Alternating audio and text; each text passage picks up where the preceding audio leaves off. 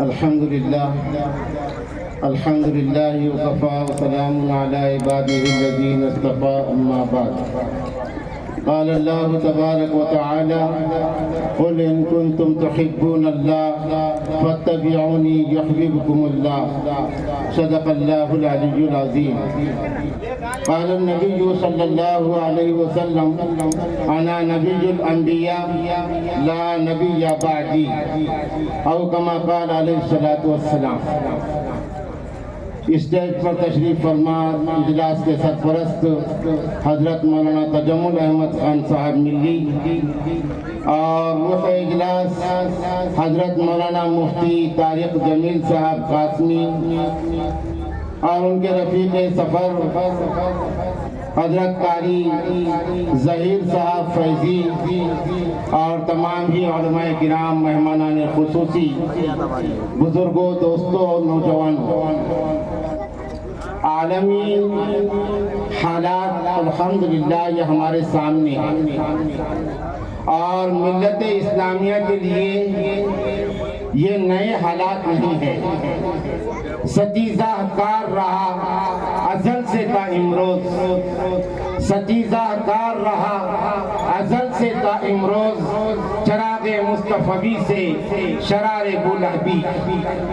لیکن اسی کے ساتھ زور باطل قوت ایمان کو دبا سکتا نہیں، زور باطل قوت ایمان کو دبا سکتا نہیں. سر گھٹا سکتا ہے مومن، سر جھکا سکتا نہیں. یہ عالم کے حالات ہمارے سامنے ہیں. عالمی تناظر میں ہمارے ملک کے حالات بہت اچھے ہیں اور یہ ملک یہ انسانیت کا جنم استھان ہے.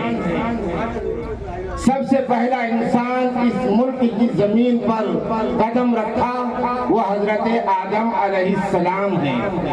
میرے اور آپ کے آقا سرور کونین تاجدار انبیاء، روح کائنات، خاتم النبیین والمرسلین، امام النبیین والمرسلین حضرت محمد الرسول اللہ صلی اللہ علیہ وسلم نے ایک مرتبہ صاحب کرام کی مقدس مجلس میں اس بات کو بیان کیا تھا کہ مجھے ہندوستان کی سمت سے خوشبوئیں آ رہی ہیں. چنانچہ آج ہندوستان بے شمار نامساعد حالات کے باوجود دینی اعتبار سے دنیا کی امامت کر رہا ہے، دنیا کی رہبری کر رہا ہے. اور یہ امتیاز یہ حضور پاک صلی اللہ علیہ وسلم کی روحانی توجہ کی برکت ہے کہ توحید کی لے سنی تھی دنیا نے جس مکان سے، توحید کی لے سنی تھی دنیا نے جس مکان سے، میرے حرم کو آئی ٹھنڈی ہوا جہاں سے، میرا وطن وہی ہے، میرا وطن وہی ہے. اس لیے ہمارے اکابرین نے وطن کے مٹی کی حفاظت کے واسطے اپنی جانوں کا نذرانہ پیش کیا، لیکن اس مٹی کے تقدس کو پامال ہونے نہیں دیا کہ ہم نے ٹھانی ہے کہ یہ شمع نہ بجھنے دیں گے، عمر بھر اس کو اسی رنگ میں جلنے دیں گے، اس چمنزار کو جاں بخش نظارے دیں گے، ہم اجڑ جائیں گے، اس کو نہ اجڑنے دیں گے. دیکھیے آج عالم اسلام کا حال، فلسطین جل رہا ہے، ظالم ستمگر سفاک کے ہاتھوں وہاں کے لوگوں پر ظلم ہو رہا ہے اور بندھا دھن بمباری کے ذریعے سے جنگجوؤں کو نہیں بلکہ عورتوں کو اور بچوں کو شہید کیا جا رہا ہے. ایسی صورتحال میں عالم اسلام آنکھیں بند کر کے بیٹھا ہوا ہے اور وہ خاموش تماشائی بنے ہوئے ہیں سوائے چند کے. لیکن ایسی صورتحال میں یہ ہندوستان کی زمین ہے جو فلسطین کی حمایت کر رہی ہے. اور آج سے نہیں، ہندوستان یہ ہمارا ملک انصاف پرور ملک ہے. اسرائیل اور فلسطین کے قضیے میں اور تنازع میں ہمیشہ ہمارے ملک کی خارجہ پالیسی وہ فلسطین کے حق میں رہی، اس لیے کہ فلسطین مظلوم ہے اور اسرائیل غاصب ہے. اسرائیل نے دھیرے دھیرے فلسطین کی بہت ساری زمین کو غصب کیا ہے اور اللہ کا مبارک ترین گھر اور قبلہ اول بیت المقدس پر ناجائز قبضہ اس نے جمایا ہوا ہے، اس کو ہمارا ملک ہندوستان محسوس کرتا آیا ہے۔ ہندوستان نے کبھی بھی اسرائیل کے ظلم کی تائید نہیں کی۔ یہ ایک برا وقت ہے، ملک کے لیے نہیں، حکومت کے واسطے۔ آج بھی ملک تائید نہیں کر رہا ہے، حکومت تائید کر رہی ہے اسرائیل کی۔ ملک تو آج بھی فلسطین کی تائید میں ہے۔ ہمارے ملک کے مسلم نہیں بلکہ ہمارے ہندو بھائی بھی اس ظلم کو محسوس کر رہے ہیں اور وہ بھی باضابطہ مورچے نکال رہے ہیں فلسطین کی تائید میں، فلسطین کی تائید میں۔ بہرحال یہاں ہمیں جو کچھ حالات ہے وہ ہمارے سامنے ہے۔ الحق یعلو ولا یعلی علیہ، اسلام کی فطرت میں قدرت نے لچک دی ہے، اتنا ہی یہ ابھرے گا جتنا کہ دباؤ۔ الذی ارسل رسولہ بالہدی ودین الحق لیظہرہ علی الدین کلہ ولو کرہ المشرکون۔ بیت المقدس آزاد ہوگا، فلسطینیوں کی جیت ہوگی، فلسطینیوں کی زمین آزاد ہوگی، یہ اتنا ہی سچ ہے جتنا صبح سورج کا نکلنا سچ ہے۔ یہ اتنا ہی سچ ہے، یہ ہوگا کہ خون 100,000 انتم سے ہوتی ہے سحر پیدا۔ اللہ نے اس کو ہمیشہ کے لیے رکھا ہے۔ میرے اور آپ کے آقا سرکار دو عالم صلی اللہ علیہ وسلم آخری پیغام ہے۔ اس دنیا میں سب سے بڑا فتنہ اگر کوئی اٹھ سکتا ہے تمام فتنوں کے درمیان، وہ فتنہ ہے ختم نبوت کے خلاف بغاوت کا۔ اس سے بڑا کوئی فتنہ نہیں ہے، اس لیے کہ ختم نبوت پر پورے دین اسلام کا مدار ہے۔ ختم نبوت اگر یہ خطرے میں پڑ جائے، ہوگا تو نہیں لیکن اسلام خطرے میں پڑ جائے گا، یہ بھی نہیں ہوگا۔ تو بہرحال سب سے بڑا جو فتنہ ہے وہ ختم نبوت کے خلاف بغاوت کرنے کا ہے۔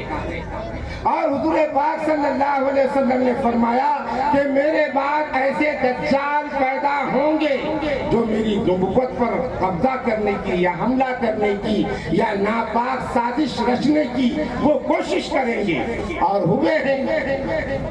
ہمارے ملک میں کوئی ہوا نہیں تھا، خدا غارت کرے شکیل بن حنیف کو کہ ملک میں نہیں مراٹھواڑے کی زمین سے اٹھا اور اس نے اس آہنی دیوار کے اندر شگاف لگانے کی کوشش کیا، لیکن یہ نہیں ہوگا۔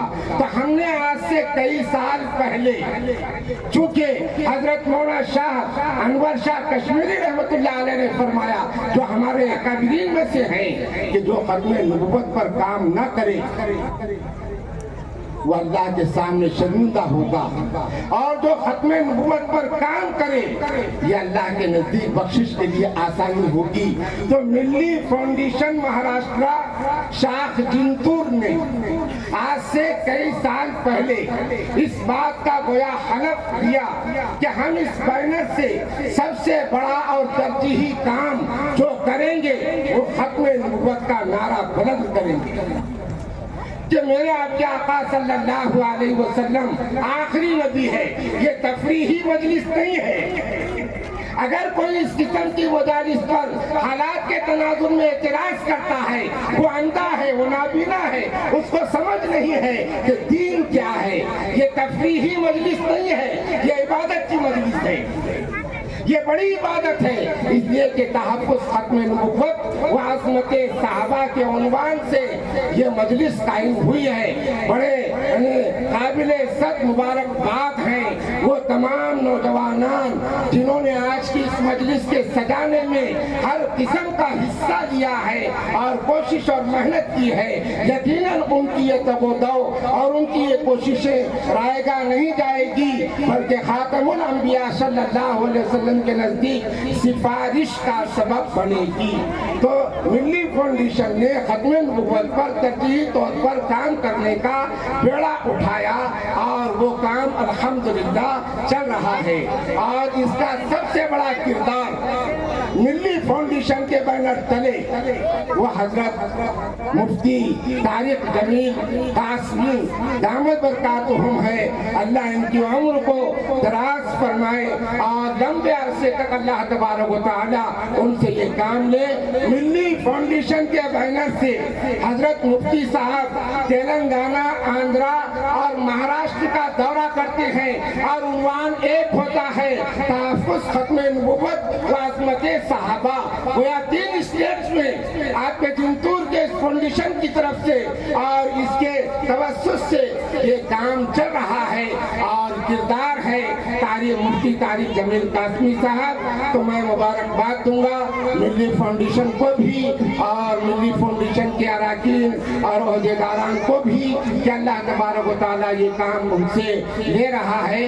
لہذا آج کا یہ اجلاس اسی عنوان سے ہمارا قائم ہوا ہے اور ہمارے دونوں احباب سے ہم پیارے آقا صلی اللہ علیہ وسلم کی مدح سرائی، صحابہ کرام کی عظمت اور ختم نبوت پر کلام سماعت کریں گے۔ اللہ سے دعا ہے اللہ تعالیٰ مجھے آپ کو عمل کرنے کی توفیق نصیب فرمائے۔ وآخر دعوانا ان الحمد للہ رب العالمین۔